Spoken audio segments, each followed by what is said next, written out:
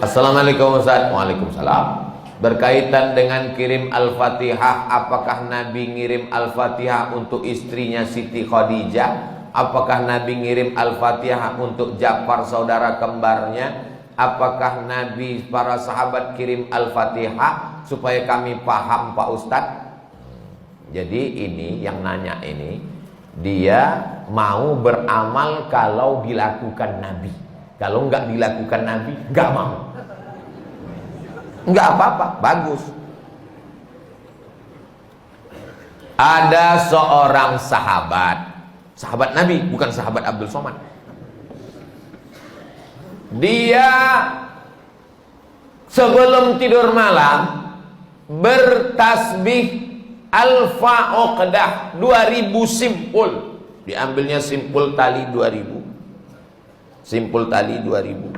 Habis itu zikir subhanallah subhanallah subhanallah 2000 simpul. Sekarang saya tanya, bolehkah bertasbih 2000 kali sebelum tidur malam? Boleh apa enggak boleh? Sekarang balik pertanyaan ini. Pernahkah Nabi melakukannya?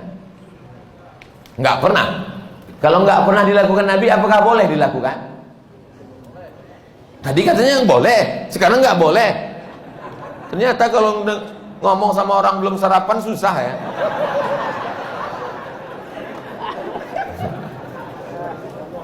Oke, contoh kasus yang kedua. Ada seorang imam mazhab. Tadi yang bertasbih 2000 kali sebelum tidur itu sahabat Nabi, namanya Abu Hurairah. Sahabat Nabi. Di mana bisa dibaca biografinya? Dalam kitab Syiar A'lam An-Nubala. Siapa yang nulis? Imam Az-Zahabi, Imam Ahlus Sunnah wal Jamaah. Contoh yang kedua. Da'autu lisyafi'i fi salati arba'ina sanah. Saya mendoakan guru saya Imam Syafi'i fi salati, dalam salat saya arba'ina sanah, 40 tahun. Rabbi firli wali walidayya wali Muhammad bin Idris Asy-Syafi'i. Bolehkah mendoakan Imam Syafi'i 40 tahun? Boleh. Sekarang pakai logika ini. Pernahkah dilakukan Nabi? Nggak pernah. Kalau nggak pernah dilakukan Nabi berarti nggak boleh. Ini pertanyaan tingkat tinggi. Apakah mesti disyaratkan, mesti dilakukan Nabi dan sahabat? Puasa Nabi Daud, pernahkah Nabi melaksanakan puasa Nabi Daud secara berterusan? Yasumu yauman wa yuftiru yauman? Enggak pernah, tapi Nabi memujinya. Apa kata Nabi? Ahabbu shaum ilallah shaumi Daud. Puasa yang paling bagus adalah puasa Nabi Daud. Nabi tak pernah melakukannya.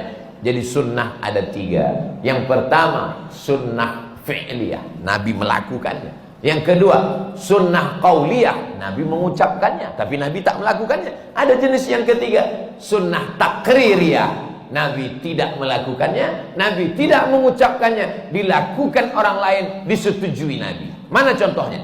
Sami Allahu liman hamidah, Nabi mengajarkan Rabbana lakal hamdu mil'us samawati wa mil'ul ardi wa mil'u ma syi'ta min syai'in ba'du. Tapi ada satu sahabat bacaannya lain. Sami Allahu liman hamidah, Rabbana lakal hamdu hamdan thayyiban mubarakan fi. Selesai salat Nabi tanya, siapa tadi yang baca alhamdulillah hamdan thayyiban katsiran mubarakan fi? Aku enggak pernah ajarkan.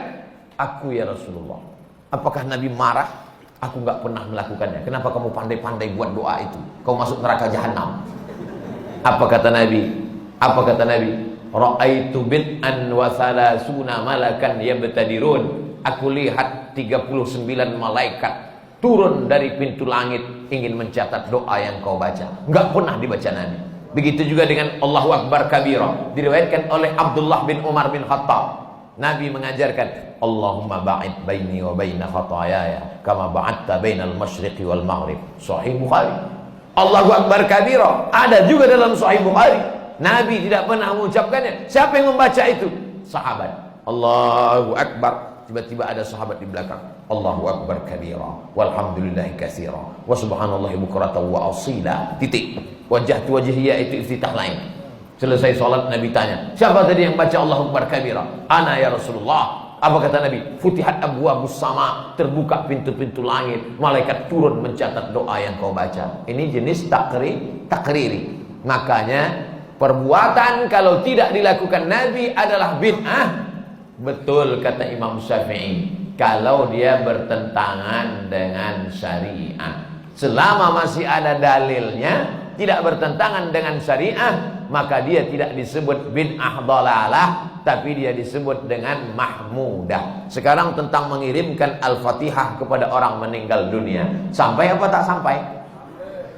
Siapa bilang sampai? Memangnya yang udah meninggal itu pernah ngasih tahu? Alhamdulillah titipannya udah sampai, makasih ya. Imam Ibnu Taimiyah punya murid namanya Imam Ibnul Qayyim Al-Jauziyah.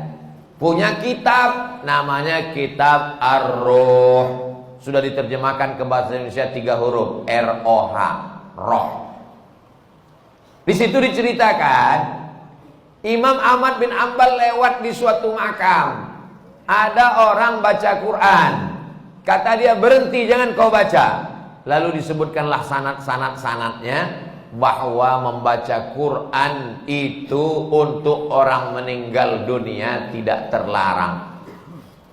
Tentang kitab roh ini tidak diragukan, karena ada seorang dapat gelar doktor gara-gara meneliti kitab roh. Namanya Dr. Bassam dari Kuwait. Umar bin Khattab punya anak laki-laki namanya Abdullah bin Umar bin Khattab. Dia pesan, kalau aku meninggal dunia, nanti bacakan di atas makamku pangkal Al-Baqarah 5 ayat sampai wa ulaika humul muflihun, dan ujung Al-Baqarah 3 ayat lillahi ma fis samawati sampai habis. Pesan Abdullah bin Umar bin Khattab kepada orang, nanti kalau aku sudah meninggal. Berdasarkan itu Imam Nawawi meninggal tahun 676 dari kalangan mazhab Syafi'i, dalam kitab Al-Azkar mengatakan, wa in khatimul Qur'ana fahuwa hasanun. Seafdal-afdalnya dibacakan sekhatam Al-Qur'an.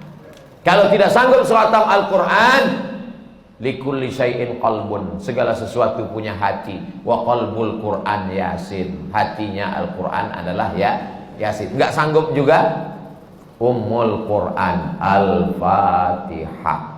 Itulah dia dalil-dalil orang yang membacakan Quran. Kalau enggak setuju, jangan salahkan orang karena orang punya dalil. Saya enggak setuju, enggak usah lakukan. Yang tidak boleh itu adalah tidak ada ulama satupun yang membolehkan, dia membuat sendiri. Nah, itu enggak boleh.